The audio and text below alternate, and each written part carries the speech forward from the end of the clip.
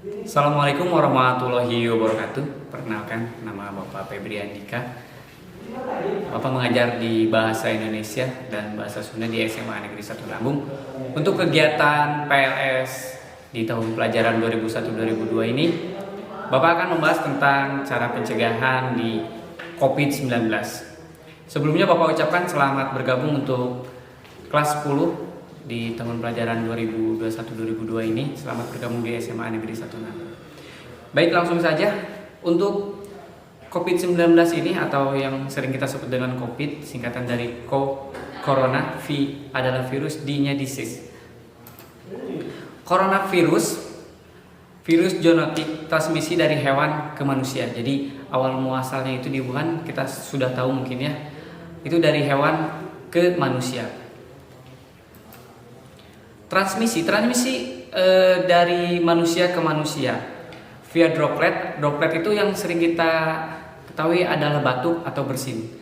Terus ada kontak dekat personal, sentuhan, jabat tangan, itu adalah kontak dekat personal. Menyentuh benda yang terdapat virus, kemudian menyentuh hidung sebelum mencuci tangan, kontaminasi face, dan yang lainnya. Tanda-tanda atau gejalanya anak-anakku adalah pilek, demam, batuk, sakit tenggorokan, sesak napas. Jadi ada beberapa kasus yang sesak napas. Kondisi yang dapat memperberat adalah manula. Manula itu seperti orang yang sudah tua, lansia. Ada yang memiliki asma, diabetes, dan jantung. Jadi walaupun kita masih muda, tapi kita tetap harus menjaga kesehatan agar tidak menularkan kepada yang lansia dan yang memiliki tadi asma, diabetes, dan jantung. COVID-19 ini pada tanggal 31 bulan Desember 2019, laporan kasus pneumonia yaitu penyebabnya di kota Wuhan. Mungkin sudah Bapak tidak akan bercerita tentang penyebaran pertamanya karena kalian pun sudah mengetahuinya melalui media sosial, baik media sosial, media berita, dan lain-lain. Nah, di dalam virus corona ini kita sering mendengar ODP atau orang dalam pemantauan.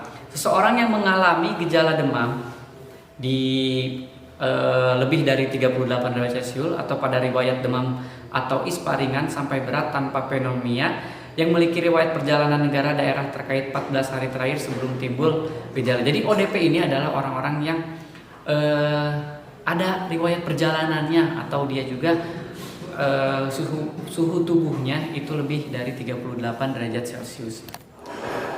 Lanjut, PDP. PDP adalah pasien dalam pengawasan.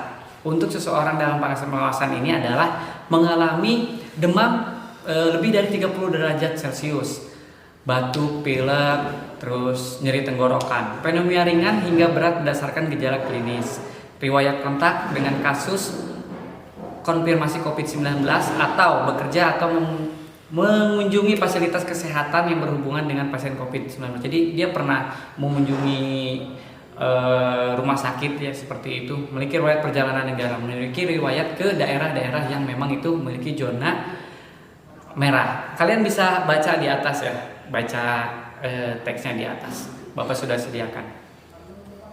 Kasus konfirmasi, seseorang yang terinfeksi COVID-19 seperti kalian lihat di atas ini dengan hasil pemeriksaan laboratorium positif. Jadi itulah yang terkonfirmasi. Jadi yang namanya terkonfirmasi itu orang yang sudah ada hasil positifnya. Orang dalam karantina. Nah, orang dalam karantina orang yang memiliki riwayat perjalanan dari zona merah. Nah, itu harus dikarantina terlebih dahulu. Kita tidak berbicara tentang perjalanan antar negara, tapi kita berbicara tentang perjalanan antar daerah dari zona merah ke zona hijau. Nah, ketika kita kembali lagi ke zona hijau, kita harus melaksanakan karantina. Kontak erat. Nah, kontak erat di sini adalah seseorang yang melakukan, silahkan baca ya, melakukan kontak fisik atau berada dalam ruangan atau berkunjung, bercakap-cakap dalam radius 1 meter. Jadi ketika kita berkunjung atau bercakap-cakap dengan orang yang terjangkit itu jarak 1 meter. Dalam pengawasan problem konfirmasi, orang yang terkonfirmasi itu kontak erat risiko rendah bila kontak dengan kasus pasien dalam pengawasan. Kontak erat risiko tinggi bila kontak dengan kasus konfirmasi atau probable. Jadi kalau kita memang bertemu dengan orang yang benar-benar positif itu akan risikonya tinggi sekali. Sebenarnya kalian sudah mengetahui tentang materi ini gitu ya. Yang termasuk kontak erat adalah yang kontak yang paling erat itu adalah satu, petugas kesehatan. Memeriksa, merawat, mengantar, sudah jelas mereka sangat kontak erat. Orang yang merawat atau menunggu pasien di ruangan. Jadi orang yang merawat dan pasien, misalnya saudara kita ada yang terkena, dirawat dan pasien, itu pun akan menjadi hal kontak erat. Orang yang tinggal serumah dengan pasien, tamu yang berada dalam satu ruangan dengan pasien, orang yang berpergian dalam satu alat angkut, orang yang bekerja sama dengan pasien, itu adalah kontak erat. Nah, bagaimana cara pencegahannya? Kita lihat kan, pencegahan dan pengobatan. Pencegahan, hindari kontak dekat dengan orang yang sakit, sudah jelas. Hindari menyentuh mata, hidung, dan mulut. Tetap di rumah saat Anda sakit. Tutupi batuk dan bersin dengan tisu, lalu buang tisu ke tempat sampah. Bersihkan dan desinfeksi benda permukaan yang sering disentuh. Jadi kita bersihkan. Menggunakan masker. Seringlah mencuci tangan. Terus jika sabun dan air tidak tersedia, gunakanlah pembersih dan berbasis alkohol, antiseptik ya. Selalu cuci tangan dengan sabun dan air jika tangan tampak kotor. Treatment pengobatan, bagaimana pengobatan? Sebenarnya obatnya itu belum ada untuk pencegahan COVID-19 ini. Beberapa kasus dengan terapi suportif untuk membantu dapat bernapas. Nah, ini ada gambar di sini. Gambar di sini adalah etika saat Anda batuk dan bersin. Jadi yang pertama, menggunakan tutup hidung dan mulut Anda dengan menggunakan tisu. Nah, ini harus diperhatikan oleh anak-anak sekalian ya, apabila nanti masuk sekolah, karena kan sekolah kita insya Allah akan membuka lagi tatap muka walaupun nanti terbatas. Jadi tetap diperhatikan ketika batuk, tutup dengan mulut dengan tisu ya. Segera buang tisu ke tempat sampah ya, ada gambarnya. Cuci tangan dengan menggunakan air bersih dan sabun atau pencuci dengan berbasis alkohol ya. Gunakan selalu masker. Cuci tangan, nah ini adalah gambar cuci tangan pakai sabun ya. 20 detik untuk pencucian tangan yang bagus itu 20 detik. Basahi tangan seluruh, gambar 1, basahi tangan dengan seluruhnya dengan air bersih mengalir. 2, gosok sabun telapak punggung tangan sela-sela jari. Gambar selanjutnya bisa kalian lihat ya di gambar di atas ini. Etika saat batuk dan bersin. Nah, tutup hidung mulut Anda dengan tisu. Tadi sudah Bapak bahas. Kedua, tutup dengan lengan baju bagian atas ketika batuk dan bersin. Jadi seperti ini, ya. Seperti gambar di atas ini, seperti ini. Cuci tangan Anda dengan benar menggunakan sabun atau hand drop berbasis alkohol. Lalu pakailah masker bila Anda flu atau sedang batuk. Health Advice WHO.